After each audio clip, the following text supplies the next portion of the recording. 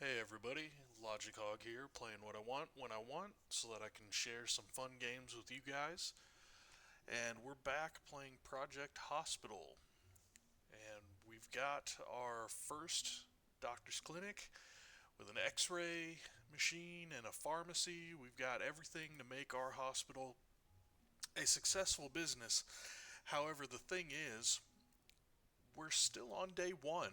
We haven't even had one day at the hospital yet, so I'm going to go ahead and unpause this, kind of just let it run, because that's one thing this game's awesome about, is just being able to be hands off, letting it go, and just watching things happen.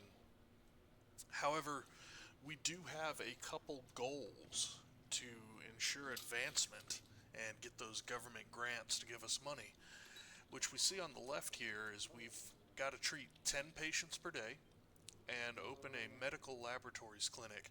And just to be clear, when I open up the insurance tabs, these are requirements from these specific insurance companies that are, attached to our medical license or whatever. They're the people that are sending the patients and actually giving us the money. So, ooh, right there, great. We've got 10 successfully treated patients today. So that was the requirement from our uninsured license. So we got $30,000 for just treating 10 patients per day as a government grant. That's awesome. That's free money for just having people come in and pay me. I got more money. So great, let's do it. Keep it coming. So the next goal for that is 15 patients per day. And as we can see, I mean, it's still day one, so we're going to get as many people show up on day one. But the next day, because of our successful business, we are expected to see 20 people come in. So that's again for day two. We're still treating people. We're still making money. However, the day's getting older, and the thing is that I think staff shows up at 7. People start showing up at 8, and I forget whenever they leave. It's about to happen, but we've only got one guy left. The last thing you want to do is leave patients untreated at the end of the day and make them come back the next day, because they could get worse, they could die. It gets crazy in the end game whenever you're starting to deal with like over 100 patients. So what's this guy got? Oh, this guy's going for an x-ray. That might take a while. He might not get what he needs today. And this person could be anything.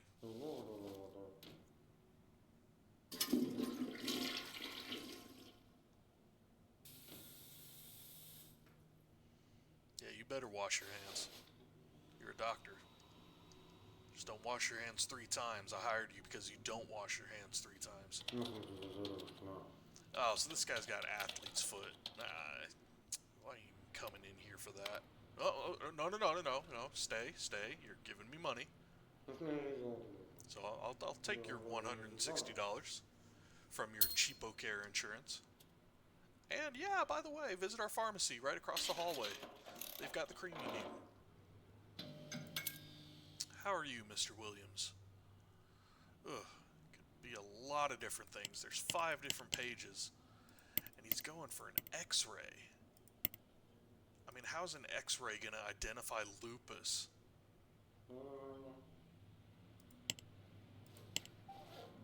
But I mean, if he has a fracture of the femur, but an open fracture of the femur means his bone's sticking out of his freaking leg. And I think he'd have a symptom other than dizziness if he had a, broken leg. He only has one symptom other than dizziness. So, I mean, I doubt it's anything very serious. Maybe sunburn, but I don't think sunburn causes dizziness.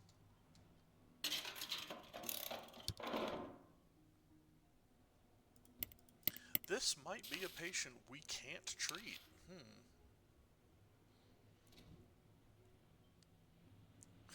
He's taking a poop.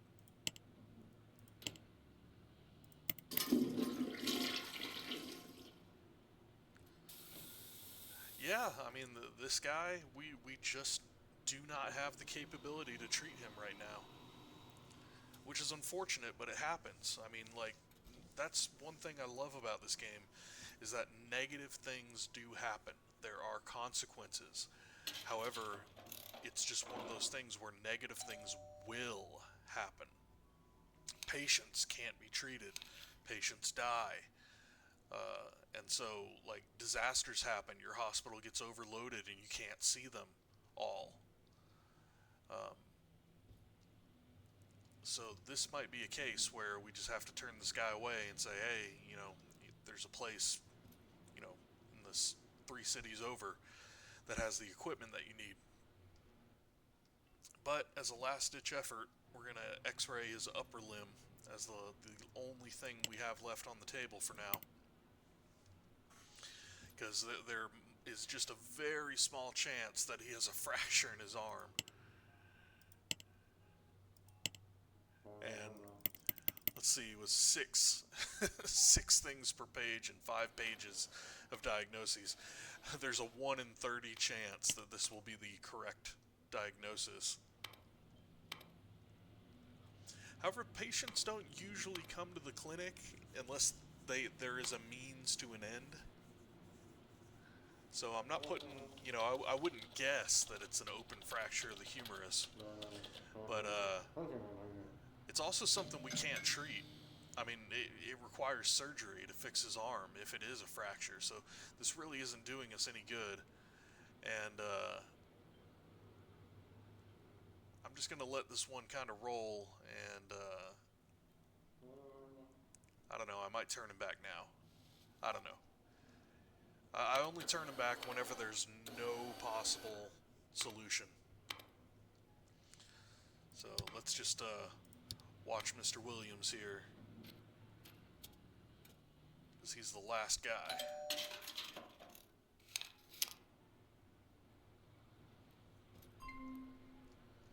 And he's not happy, because there's no result. He's leaving dirty footprints, and he rests really quickly. Oh, who cares about that? Yeah, I'm sorry, Mr. Williams, but we can't treat you here. We gotta send you home. You're not using up any of our time, but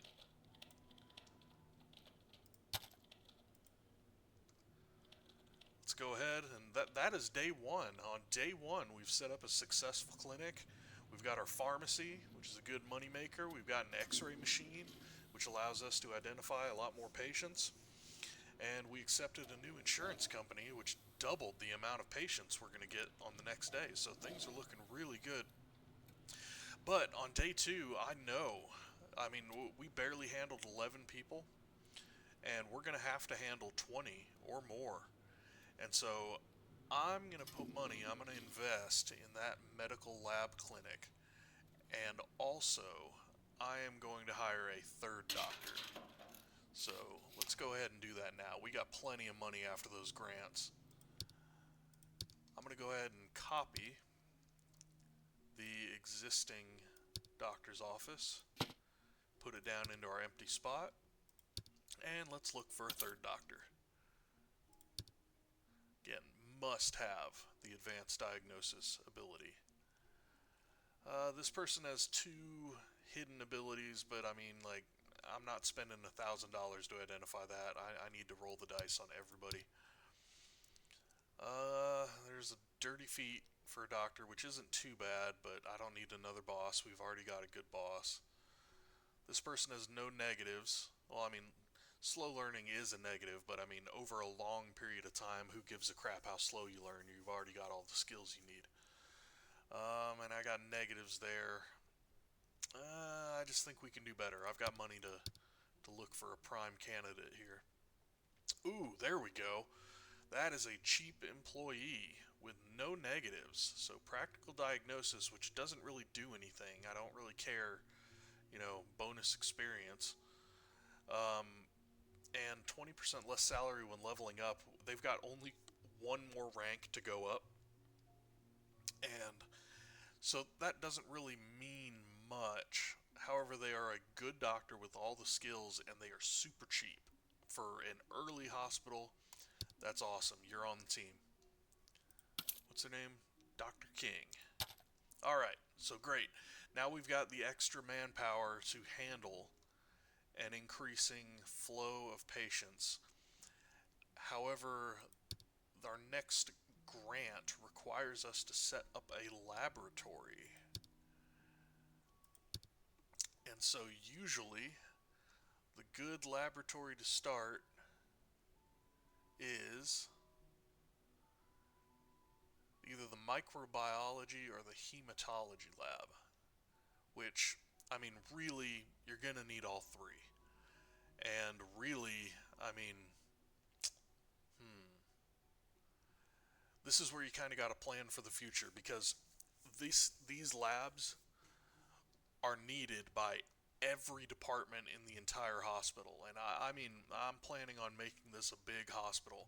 So I'm trying to decide whether or not I'm going to invest in a giant, like, lab sickness unit where people just go, like the entire hospital, like a building devoted to the labs. No, not for now. Let's just build a tiny little hematology lab. Well, not tiny. It's actually pretty big. Let's put it there. Let's get a good corridor going. And let's plan for another microbiology lab, because that's the other pretty useful one. The histology lab is better, but it's more specialized for, like, internal injuries and stuff with your gut, and whenever people need stool samples. There's a lot of stuff in there for whenever people are hospitalized overnight. Um, so I think we can pass on that while still making sure we have enough room for our restroom and cleaning closet. In fact, the cleaning closet doesn't really need three. Let's make that a little smaller. Give the restroom a little more room. And this corridor I'm going to change into the waiting room, which you're going to see why in just a second. Because when I build the foundations, this corridor right here is going to expand into that area, and we are going to have our own medical lab unit just in this little block here. And labs are similar to the radiology, where you don't need, there's nothing else, there's no reception or anything like that, as you can see here.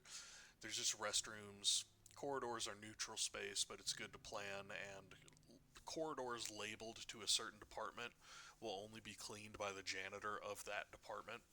So it's good if you want to keep maintenance controlled and stuff like that.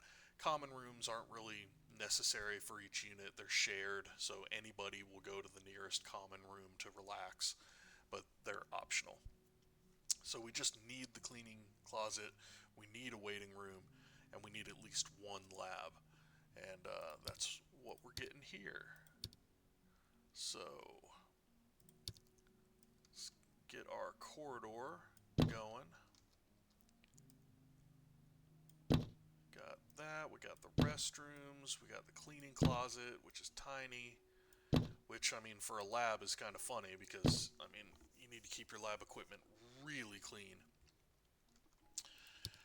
For the door, again, it's a door to a waiting room, so we're just going to have a big, open, friendly glass door where you can see into the area that they're going to sit down in.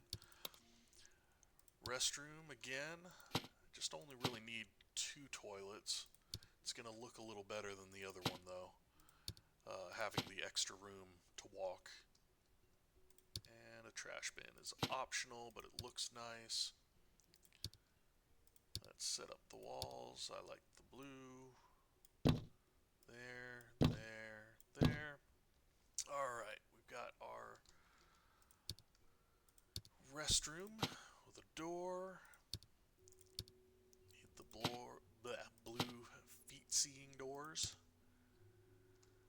Make sure that you don't walk in on someone taking a crap.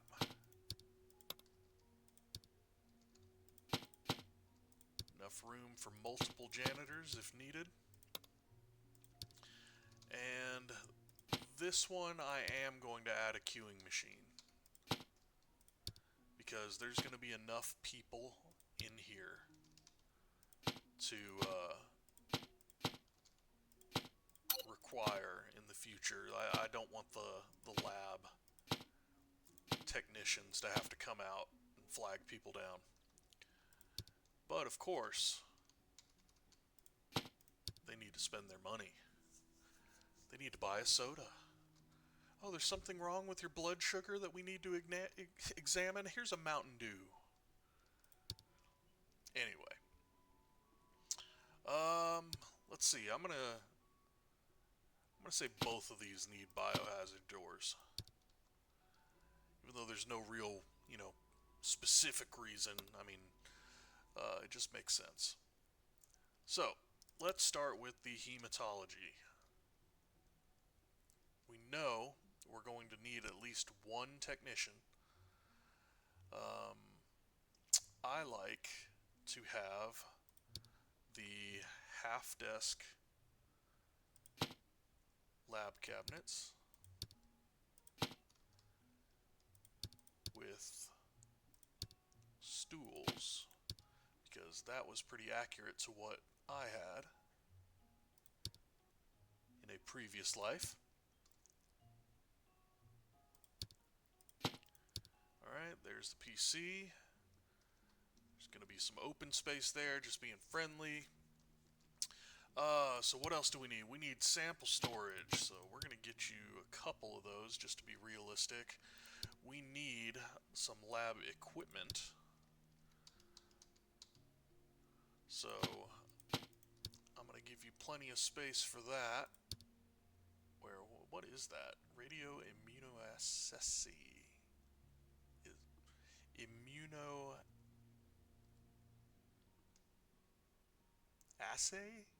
Immunoassay? Oh, okay. Different antigen concentrations. Alright, well, regardless, they need it. It's part of the hematology lab. There, a thermal cycler, a hematology analyzer. I'm going to give them a little neutral space there, because, I mean, crap, you need to put something somewhere. Let's see. I want another lab desk, because they're going to need a printer, and they're going to need some fancy looking glassware. So now, a lab sink and a trash can, and that technically that's all they need for one guy. So you know what I'm going to do? I know I'm going to need at least 2 or 3 guys in the future, so there's another desk space for another personnel, or another technician, and okay, great, it's actually looking pretty nice now, where just in that area, it looks pretty natural for a workspace for about 4 people, and that's great. 4 people, that's pretty beefy for one lab. That's going to handle a medium-sized hospital pretty well. Alright, so let's go and do the same thing over in microbiology. And again, we're spending a lot of money here that we don't necessarily need to. However, this is very much an investment for the future. So same thing, I'm going to give them their own little, desk and stool with a medium computer. Lab desks behind them. This requires a little bit different equipment. So they need a microscope, a microbiological incubator, which can't put it on a desk, it needs to go on the ground. So I'm going to put that next to their desk. A fume hood, which is good to go, well, let's put it in the back. Some glassware right there. Again, you need to have your standard lab sink, biohazard trash bin, and sample storage. I'm going to put that back here with the fume hood.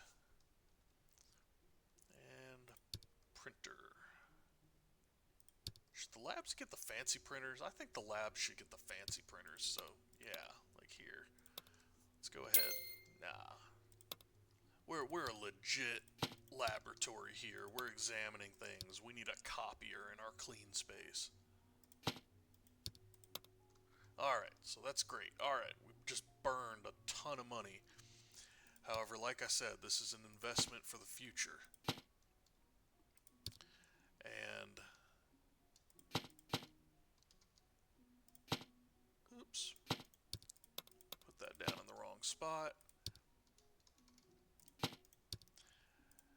And so I'm just making sure that later on we can buy more computers, hire more people, and we'll be able to handle any sort of, massive diagnoses that happens if there's, an extra wave of coronavirus that comes through. The only thing we really need to add is the stool sample lab. What was that called again? The histology lab. The poop and pee lab. Which is absolutely necessary. I mean, I'm not even joking. I mean, you will see whenever people are hospitalized, especially in the internal medicine department, man, whenever that gets established, because there's no surgery required in there, and so there's a lot of lab work. There's blood work, there's stool samples, there's everything going on, because that's pretty much all they have to examine anything related to the internal medicine, which is mainly stomach, intestine issues, liver, kidney, that sort of thing. But there's no surgery that goes on in there, so it's all lab work. So I might create that whenever I might create the that lab whenever we establish the internal medicine department. It might be its own separate thing. So anyway, all right, enough talking. Not accessible. Oh, it's not accessible because we walled it off from the rest of the hospital. Good going. All right, bam, there we go. And again, realistic floors. Let's make sure we have pretty looking outside wall. You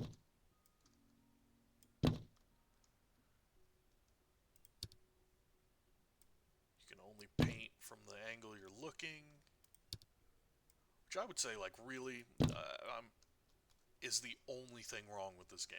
Everything else about this game is fantastic, except, like, see, look, even in the X-ray room, there's still drywall up in the X-ray room, where it's like when you build a wall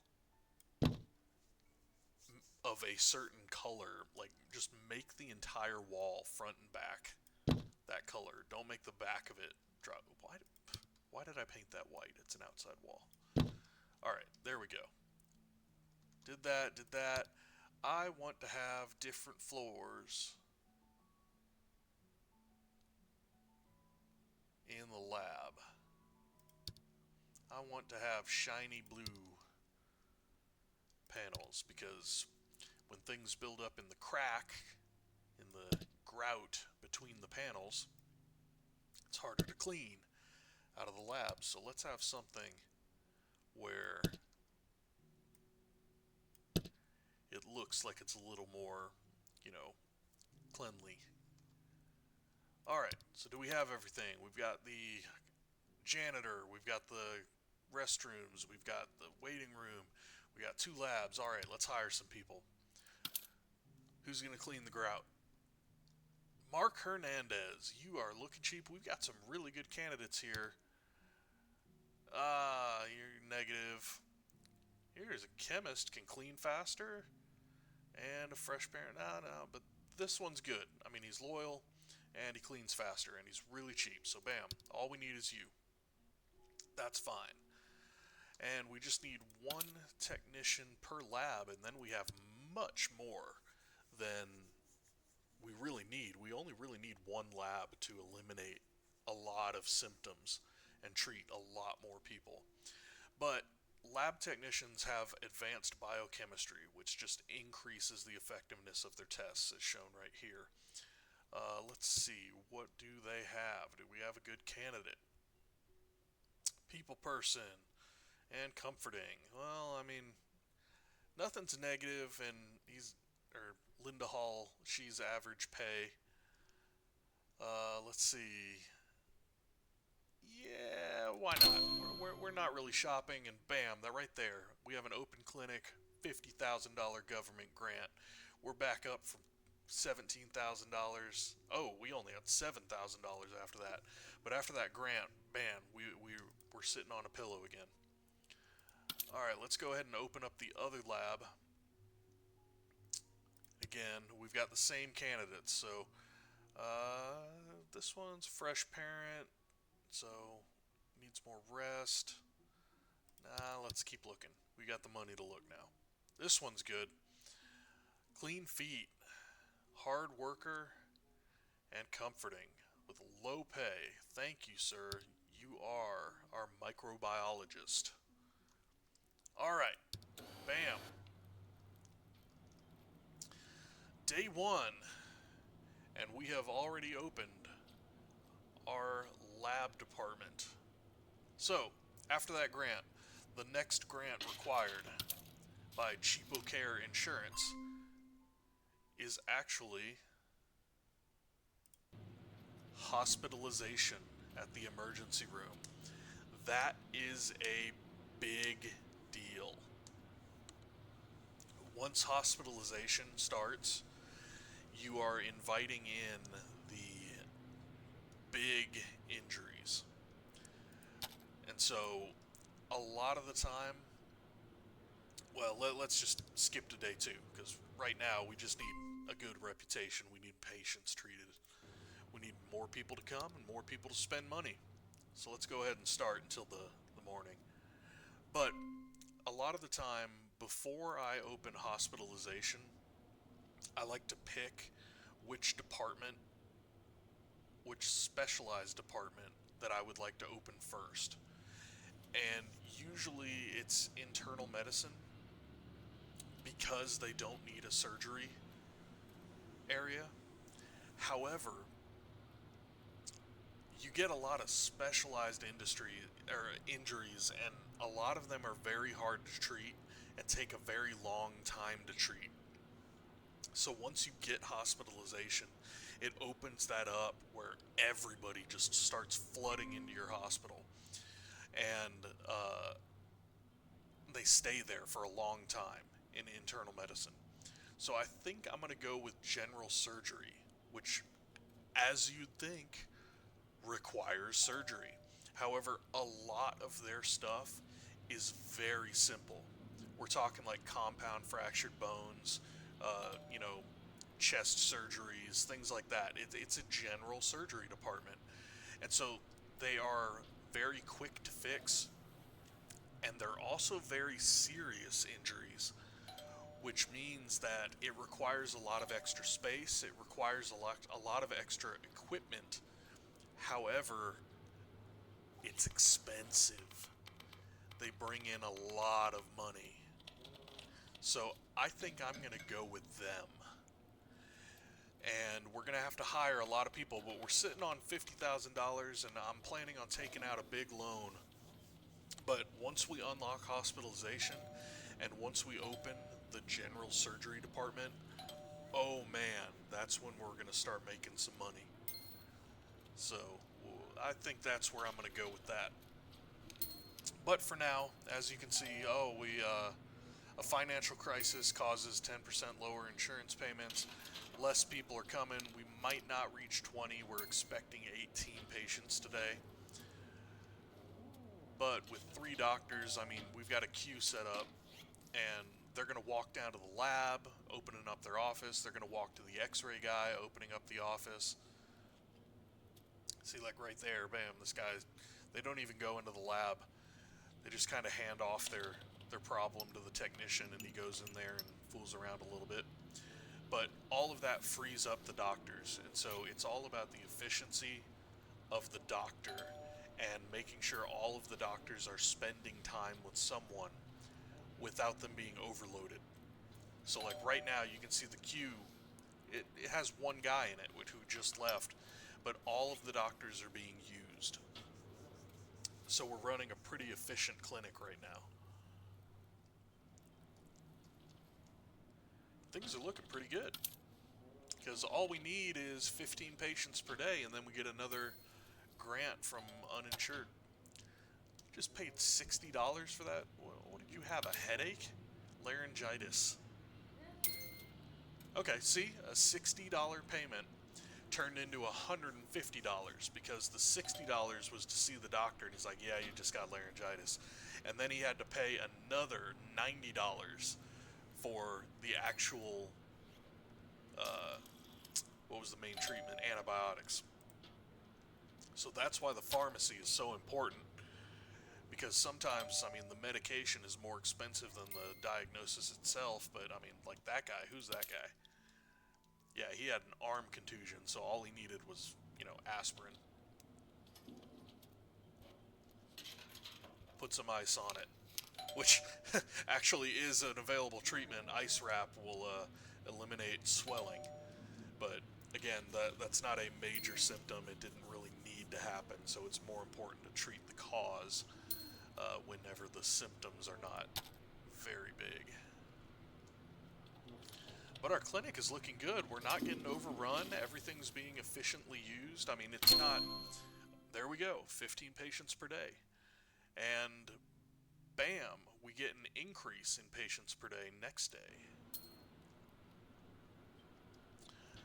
So the thing is that by meeting these uninsured goals means that we get more patients.